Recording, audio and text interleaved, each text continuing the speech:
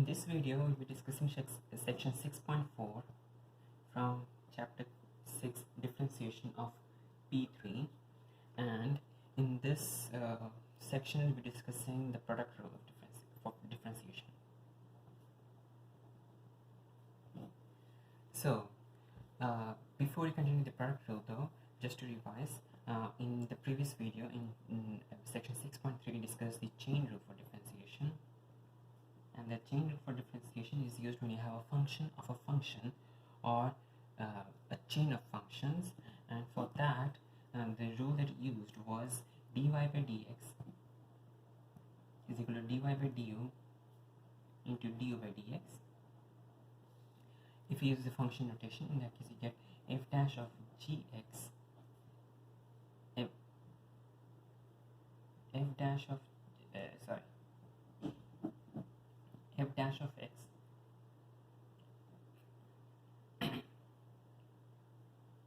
of x, where let's consider the function y is equal to f of g of x. In that case, dy by dx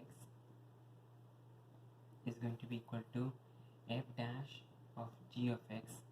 Okay, you multiply the outer function, you differentiate the outer function first, leave the inner function, and then multiply by the derivative of the inner function. Okay, now this is again the chain rule which was used if you have a function of a function or a chain of functions. In this section, we're discussing the product rule. Okay, and the product rule is used when you have product multiplication between two separate functions. Okay, so this is a product of two separate functions. Okay, and if you have a product of two separate functions, in that case, to differentiate them, you use the product rule for differentiation. And for the product rule for differentiation can be written again in two different methods. You can use both of these methods. If we have, let's consider the function y equals uv. Okay, notice the function y equals uv, where u and v are both functions of x, or I could write them as u of x into v of x. Okay, again, if y is equal to uv, where both u and v usually u and v over here are not constants, but they are functions of x. So I could say that u of x differs, it changes depending upon the value of x, and v of x also changes depending on the value of x. These are not constants, these are functions of x. If y equals u and v, where y equals u and v, where u and v are functions of x, in that case dy by dx is equal to, you need to differentiate this product, and that is going to give you u into dv by dx plus v into du by dx. Okay, again, if you have y equals uv, in that case the derivative of the entire function is going to be equal to dy by dx equals u into dv by dx plus v into du by dx. Okay, notice that the differentiation over here basically does differentiate one term in each component. Okay, so in the first term you leave u alone, you differentiate v, and in the second term you leave v alone, you differentiate u. Okay, if we use the function notation, let's consider y is equal to f of x into g of x. Notice in the previous case, in the chain rule, it was a function of a function, it was a chain of functions, but over here it is two separate functions multiplied together, f of x into g of x. So if y equals f of x into g of x, in that case dy by dx equals f dash of x into gx plus fx into g dash of x. Okay, in the same way that we did over here. Okay, you left u alone and differentiated v, and in the second case you left v alone and differentiated u. Over here also you're doing the same thing. In the first case we left g alone and differentiated f, and in the second component we left f alone and differentiated g. So that's how you do the product rule. Now before we continue,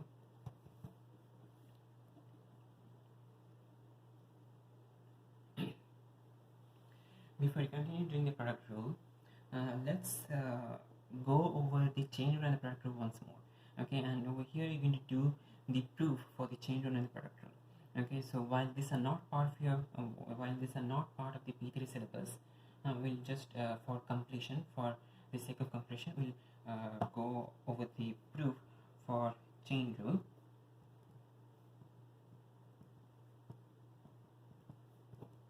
Okay, and over here uh, the proof for the chain rule is will again start with the first principle. We'll start from differentiating from first principles. So if you remember, the first principle the first principle states, in differentiating from first principles gives us the equation f dash of x equals the limiting value as h tends towards 0 for f of x plus h minus f of x divided by h. Okay, again f dash of x is equal to the limiting value as h tends towards 0 for f of x plus h minus f of x divided by h. In this case, since you're doing the chain rule, our function is actually f of g of x. Okay, our function is f of g of x, which is a function of a function or a chain of functions. Okay, so in this case, if you want to find out the derivative of this function, okay, so d by dx of f of g of x, d by dx of f of g of x is going to be equal to, again if we repeat the entire thing, okay, limiting value of as h tends towards 0 for f of g of x plus h minus f of g of x divided by h. Okay, so again we have a function of functions, and let me close the bracket here. We have a function of functions, and thus if we substitute the function into the original differentiating from first principles equation, you get d by dx of f of g of x equals limiting value as h tends towards 0 for f of g of x plus h minus f of g of x divided by h. Now we'll be taking advantage of the fact that h is small. Okay, the h that you have is simply a small increment. Okay, so since h is very small, okay, since h is very small, this expression can be approximated. Okay, over here as we continue, since h is very small, d by dx of f of g of x, okay, we are going to approximate this by breaking down the function inside this bracket. Okay, so you get the limiting value as h tends towards 0, that is going to be the same.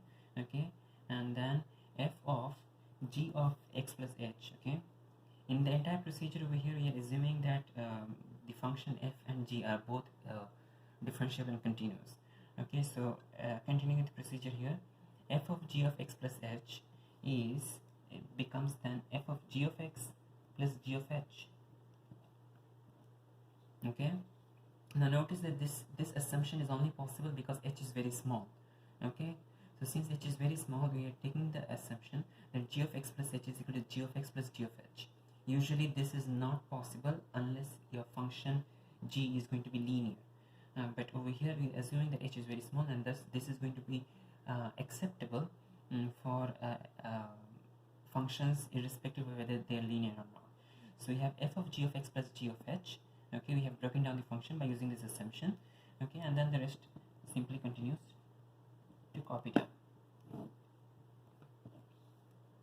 Okay, now the next thing is, notice that since h is small, okay, in the first step we broke down the g function. In the second step we're going to break down the f function, because again we are going to use the same fact that h is very small.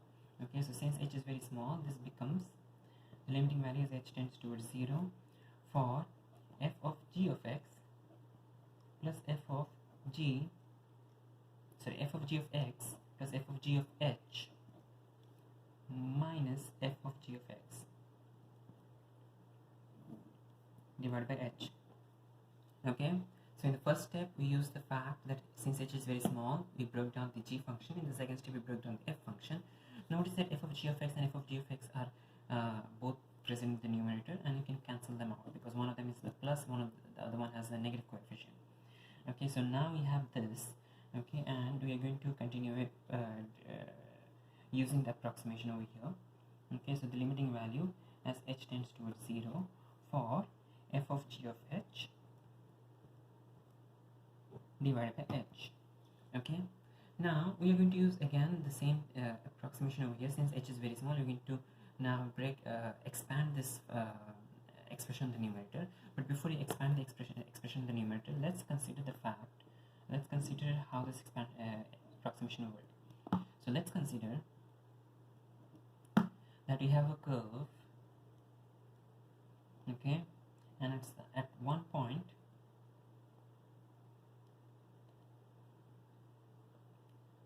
this is the point x that we have. Okay, this is just for a general function, okay, not for the specific function that we have here. This is just for a general function. If you have a function x and this one has a y value of fx, okay, and we have a difference h, okay, so the difference over here is h, okay, and this is going to be x plus h, okay, and this is going to be f of x plus h. So this difference is then f of x plus h minus f of x. Okay, now the difference over here, okay, since this is h, okay, the difference over here, even though the difference is exactly f of x plus h minus f of x, and this is actually a curve, we can actually assume, okay, that we can approximate this with a tangent. Okay, so even though the tangent is not going to reach the exact curve point, okay, so in this case the curve point is above and the tangent actually ends up below, okay, but we can assume, okay, for this triangle over here, okay, so if I try to zoom this in,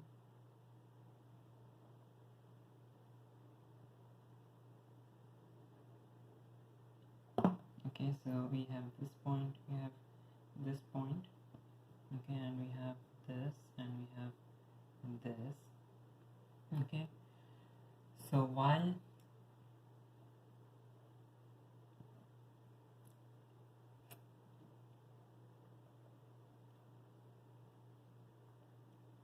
so the x difference is h and the y difference is f of x plus h minus f of x, but you can still use the gradient over here, okay, you can still use the gradient over here to assume that this difference is approximately f of g of h, okay, it is still approximate because the actual point is over here, but if you use the tangent, your point is over here, okay, but again as h tends closer and closer to 0, since h is very small, again we are using this approximation several times in our derivation.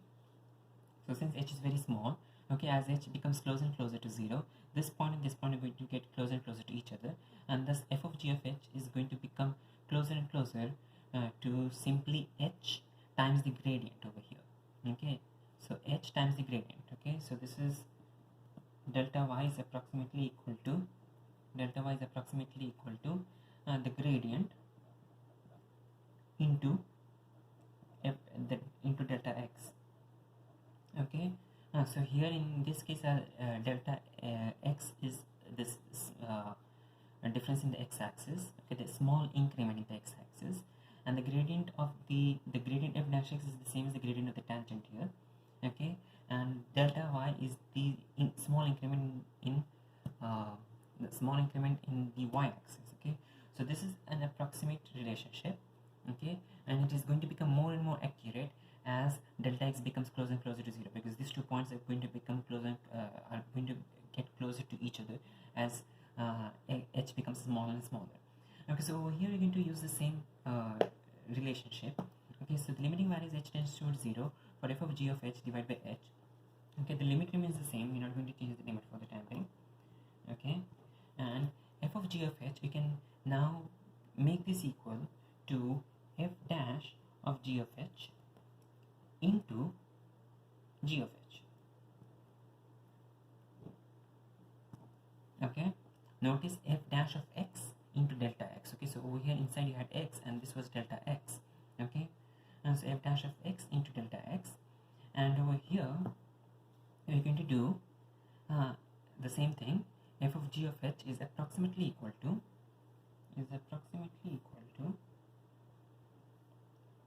f dash of g of h. Okay, so that's the gradient function, f dash of g of h into delta of f dash of g of x, sorry, f dash of g of x into delta gx. Okay, so delta gx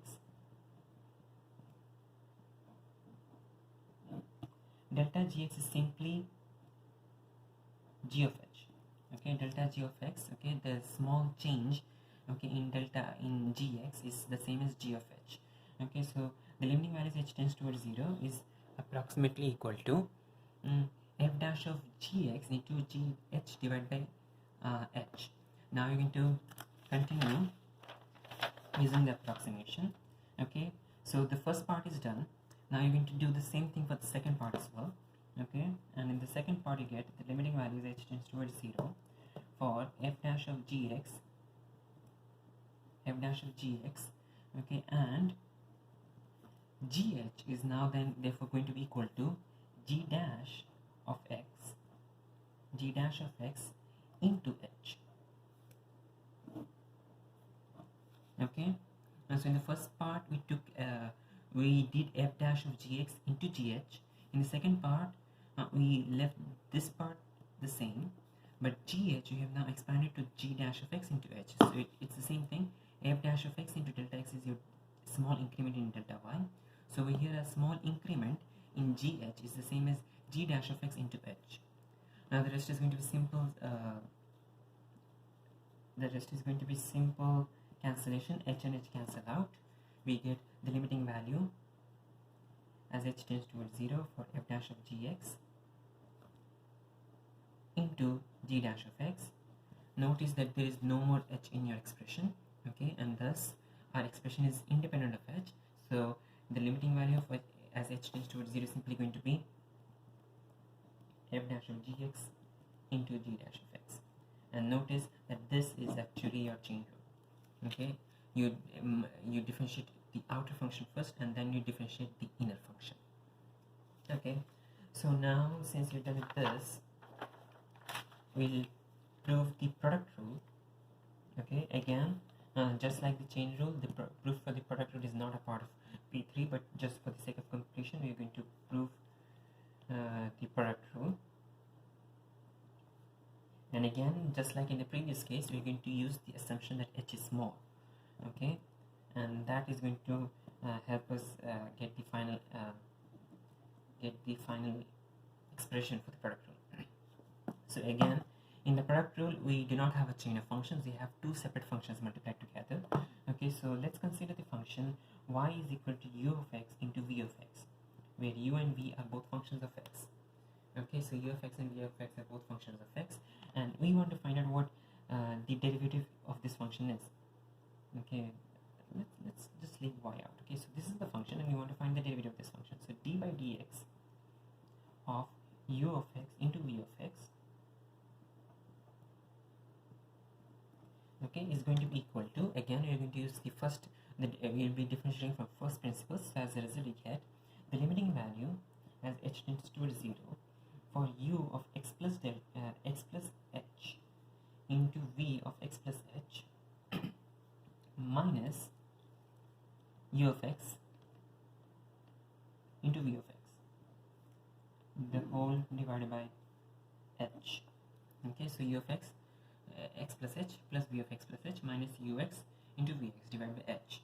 Okay, so now the next step is to use the fact that since h is very small, you can break down this functions over here. Okay, so since h is very small, we can break down and so this is going to be approximated by the limiting value as h tends towards 0 for u of x plus u of h into v of x plus v of h minus u of x into v of x divided by h. Okay, again this approximation is only possible since h is very small. Okay, now the next step is to expand the bracket. Okay, over here, because we have this bracket multiplied with this bracket, so we expand the bracket and try to cancel any try to simplify the expression. So you get u of x into u of h plus u of x into v of h plus u of h into v of x plus u of u of x into v of x plus u of x into v of h plus u of h into v of x plus u of h into v of h. Okay, and then finally we copy down the last term as it is, and then we have divided by h over here. Okay, the first term and the last term are the same, so as a result those two cancel out. Now we have over here three terms. Okay, notice that vh, okay, we're going to use the fact again that since h is very small, vh can be approximated by v dash of x into h. Okay, vh can be approximated by v dash of x into h.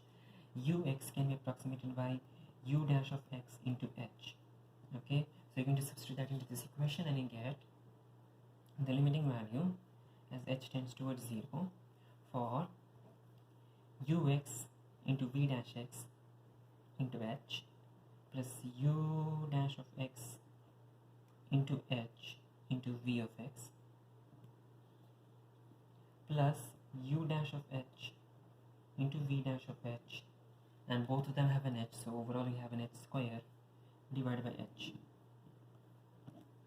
Okay, now that is going to simplify too. Notice that we have h's, we have an h here, we have an h here, and we have an h square here. Okay, so overall this h and h are going to cancel out, this h and h are going to cancel out, and this h square and h are going to cancel out, leaving an h.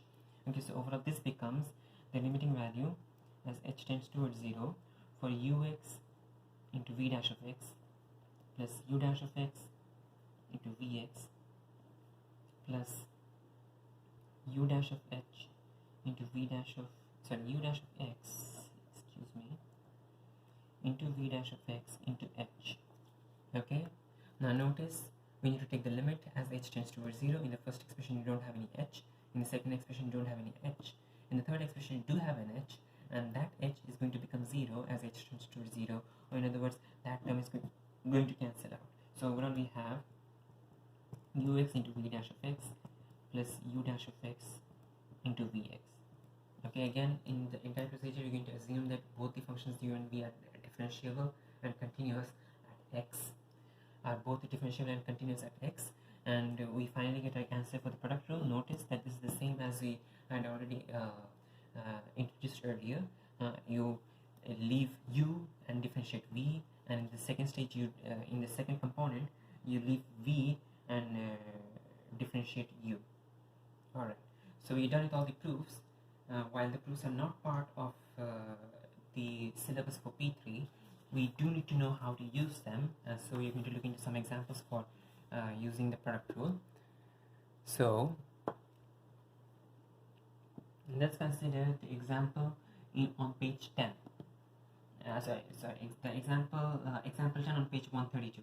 And in this example we have got f of x is equal to x squared into the root of 3x minus 1. X squared into root of 3x minus 1. Okay, notice that we are going to use the product rule here because there are two separate functions. We have x squared, which is one function, and you have the root of 3x minus 1, which is another function. Okay, so we are going to have x squared and you're going to have root of 3x minus 1. Okay, these are two separate functions and you're going to use the product rule. Okay, the two functions are not interconnected with each other, and thus it is not going to be the chain rule over here. So we are going to do since you're going to use the product rule, f dash of x is equal to, the first step is to differentiate. So let's leave root of 3x minus 1 the same. Okay, leave one of the components unchanged and differentiate the other component. So the other component over here is x squared, and if you differentiate x squared you get 2x. Okay, so leave one of the components, root of 3x minus 1, differentiate the other component, you get 2x. Now we are not done with the differentiation. In the second part of this expression we leave x squared intact, and you're going to differentiate root of 3x minus 1. Now notice that root of 3x minus 1 is actually a function of a function. Okay, let's write this down separately. Root of 3x minus 1 root of 3x minus 1 can be written down, root of 3x minus 1 can be written down as 3x minus 1 the whole raised to half. So we have a function inside the bracket 3x minus 1, and we have a function outside the bracket which is half. So we have a function of a function. Notice that this is not a product because we have a function inside another function, and thus we need to use the chain rule for differentiating this. So if we try to use the chain rule for differentiating this, we are going, I mean, it is possible to use the substitution variable u, which in the previous video we did try to use the substitution rule, and we tried to show both methods, but I'll be continuing with using the direct one-step method. In the direct one-step method, we're going to differentiate the outer function first and then the inner function. So the derivative for this one is going to be, okay, this dot dot dot refers to this one. Okay, we are going to differentiate the outer function first. So the outer function is raised to half. Inside whatever you have, consider that as a single group, and that group is raised to half. So we do half into the group raised to minus 3 by 2. Okay, so that's the derivative of the outer function, half into the group raised to minus 3 by 2, and then you multiply by the derivative of the inner function. The inner function is 3x minus 1, and that has got derivative. Okay, the inner function is again 3x minus 1. Okay, that's your gx. Okay, the inner function is 3x minus 1, and the derivative of that is 3, so that's your 3. Okay, so we are doing the differentiation here, substitute that back here. Okay, again, just to repeat the product rule we are using here. In the first step, we left the second part intact, differentiate the first part. In the second component, we leave the first part intact and differentiate the second part. And the derivative of root of 3x minus 1 has been found using the chain rule to be half into 3x minus 1 the whole raised to minus 3 by 2 into 3. The rest is going to be simple. You're just going to simplify the entire expression. We get 2x into root of 3x minus 1 plus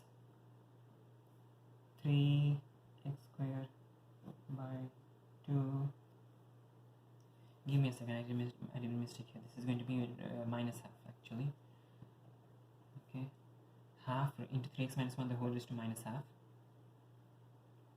Okay, so 3x squared divided by 2 into root of 3x minus 1. Okay, so that's your final answer for the derivative of this function. Now let's consider another example. In this example, you're going to consider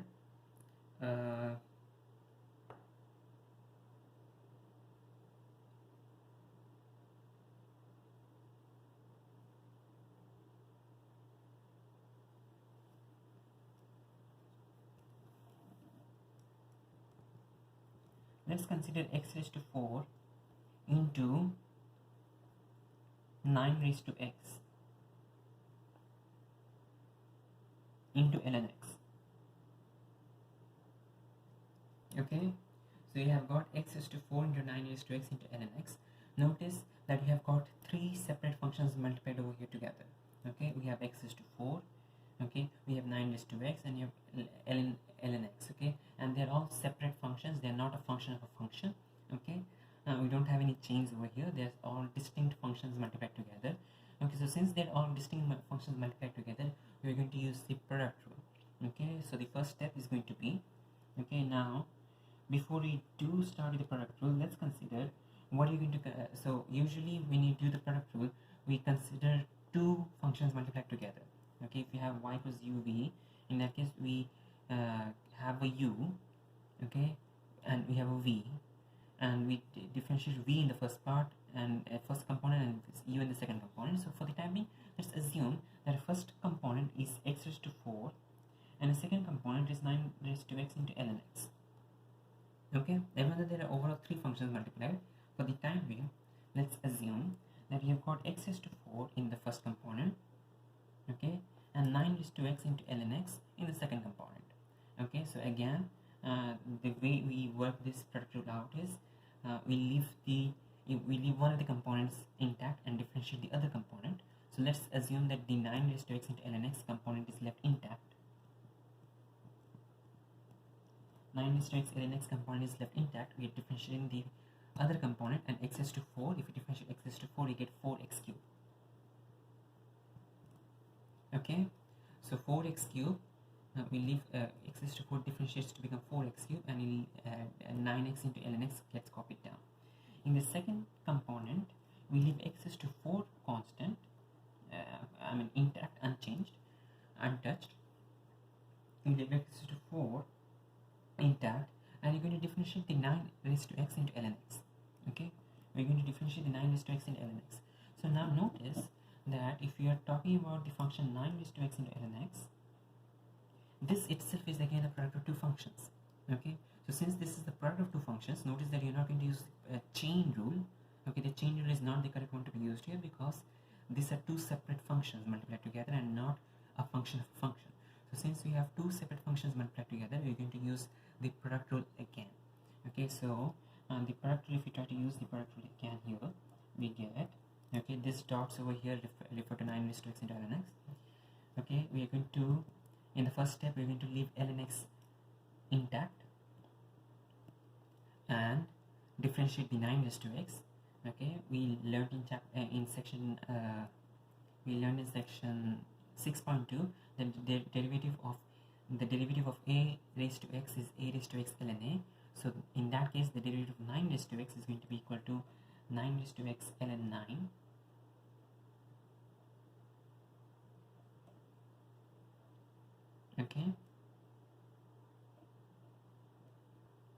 Okay, so we leave ln x intact, differentiate 9 raised to x to give 9 raised to x ln 9, and the second step, we're going to leave 9 raised to x intact and differentiate ln x, and the derivative of ln x is 1 by x. Again, these are all these are all derivatives that we learned in section 6.2. Okay, so first step, we leave ln x intact, we differentiate 9 raised to x to give 9 raised to x ln 9. In the second component, we have 9 raised to x intact and we differentiate ln x to give 1 by x. Now I substitute that back again here. Okay, before we substitute that back again to referring to this one, our first component was x raised to 4, our second component was the entire 9 raised to x ln x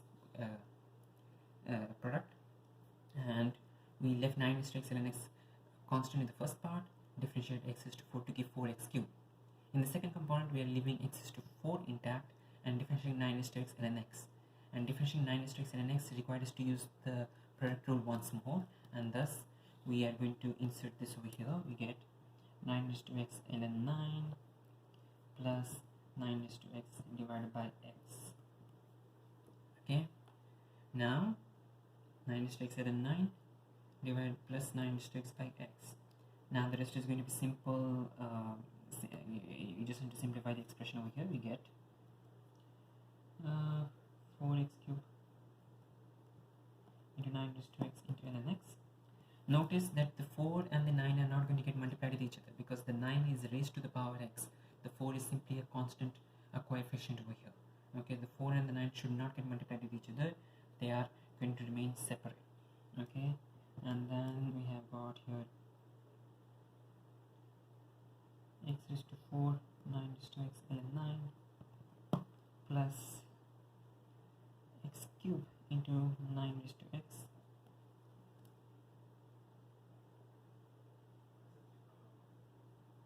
Okay, now we do have this. We can notice that 9 raised to x is a common in all three terms, and so x cube is also common in all three terms. So you can actually factorize this to give x cube into 9 raised to x, and then x cube into 9 raised to x, and then we get from the first part we get 4 ln x. First component we get 4 ln x. In the second component we get x ln 9, and the third component we get 1. That's the final answer. Okay, again, if you have two separate functions multiplied together, you use the product rule. If you have a chain of functions, in that case you use the chain rule. And sometimes you can have complex functions like this, where you need to use the product rule and then maybe the product rule again, or maybe the chain rule again, to continue to find the answer. Alright, let's consider another example over here. And in this example, going to consider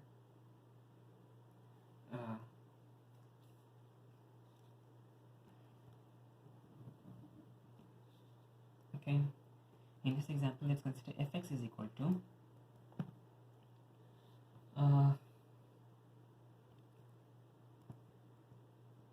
sine squared of x squared into e raised to x.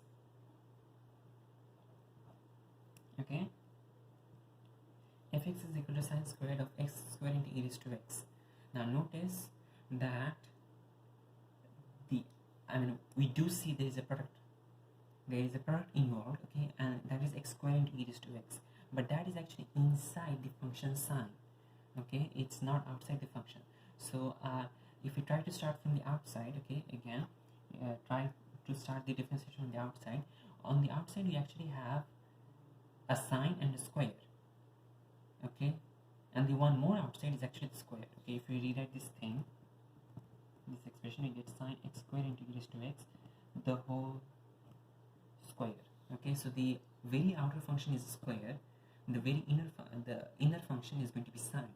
Okay, so this is actually a chain of function, a chain of two functions. We have a square and we have a sine. Okay, so since notice that it's not a product, if you try to start from the outside, you don't actually have a product on the outside. The product is actually inside the function. Okay, and from the outside, if you start, you have a square, and inside the square you have sine, and thus we're going to use the chain rule and not the product rule. Okay, so if you try to use the chain rule instead of the product rule, the first step is going to be to differentiate the outer function. Okay, the first step is going to be to differentiate the outer function, and the outer function over here is the square function. So whatever is inside the bracket, the group, okay, that group is squared. Okay, and that is the outer function. So we get 2 into whatever the group is raised to 1. Okay, so the outer function is this inner function squared, so differentiating that gives 2 into the inner function raised to 1. So sine x squared e raised to x. Okay, into, now you're going to move on to the inner function. So the inner function is again sine squared. The inner function is sine of x squared into e raised to x. Okay, and the inner function is sine of x squared into e raised to x. Notice that again here you're going to use the chain rule again, because inside you have x squared into e raised to x. On the outer we have the sine function. So you're going to use this the chain rule again. Okay, so if we start from outside, we're going to this time leaving this part intact. Okay, this is your inner function. We're going to leave that as a group, and we're going to start differentiating from outside. The outer function is sine. Okay, and thus you're going to differentiate that to get cos. Okay, again repeating what I said just now. We have sine of some function inside. Okay, so that function inside is a function inside sine, and thus we're going to differentiate the sine to get cos, and the inner function does not get affected. Okay, so we used the chain rule once, we are using the chain rule again. Okay, so cos into x squared into e raised to x. Now the next step is to differentiate the inner function x squared into e raised to x. Okay, the next step is to differentiate the inner function x squared into e raised to x. But notice that this time we actually have two functions multiplied together. Okay, it's not a function inside another function. We have x squared, which is a separate function, and we have e raised to x, which is a separate function. Okay, so since we have x squared and e raised to x, which are separate functions multiplied together, to differentiate this inner function, okay, we need to use the product rule. So if we differentiate this function, we get d by dx,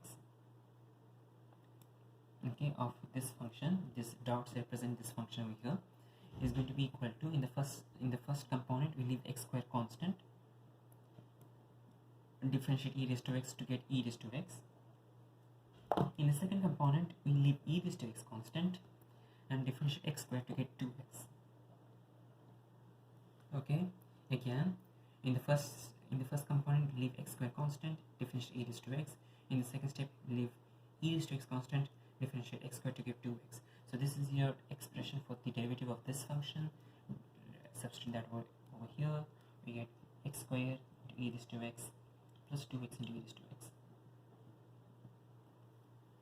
Okay, we are done with the differentiation. The only step we need to do now is to substitute this, is to simplify the expression. So you get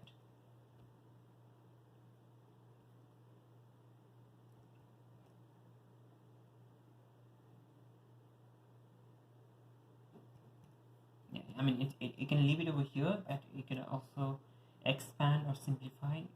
Either way, it's acceptable.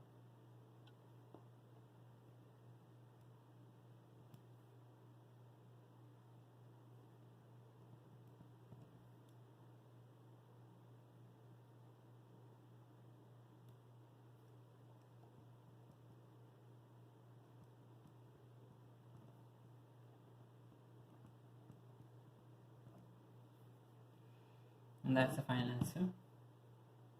Okay, I tried to factorize the expression in this bracket. Sine and cos remain the same, 2 remain the same, but I tried to factorize this, and thus I got x into e raised to x into x plus 2. Now let's consider another example. Okay, and in this example you're going to consider, notice that we had x squared into e raised to x. Okay, in the previous example, let's consider the function.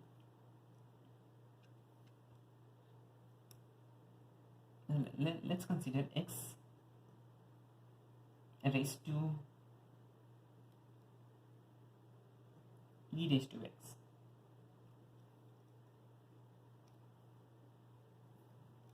Okay, notice that in this function we have x raised to e raised to x. So the function over here that we have e raised to x, so we have a function of a function. So in this case you'll be using the product rule.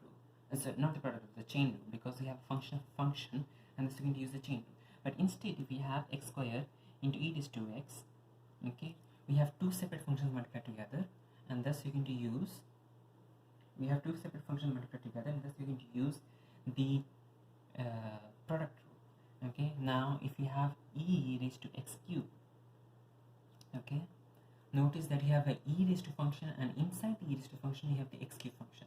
So for this one you're going to use the chain rule. So again, for this one you use the chain rule, for this one you use the product rule, and for this one you use the chain rule again. Okay, so again, just to summarize just to summarize the last few lines that I said, a function of a function requires the chain rule to be used, and if you have two separate functions multiplied together, in that case you need to use the product rule.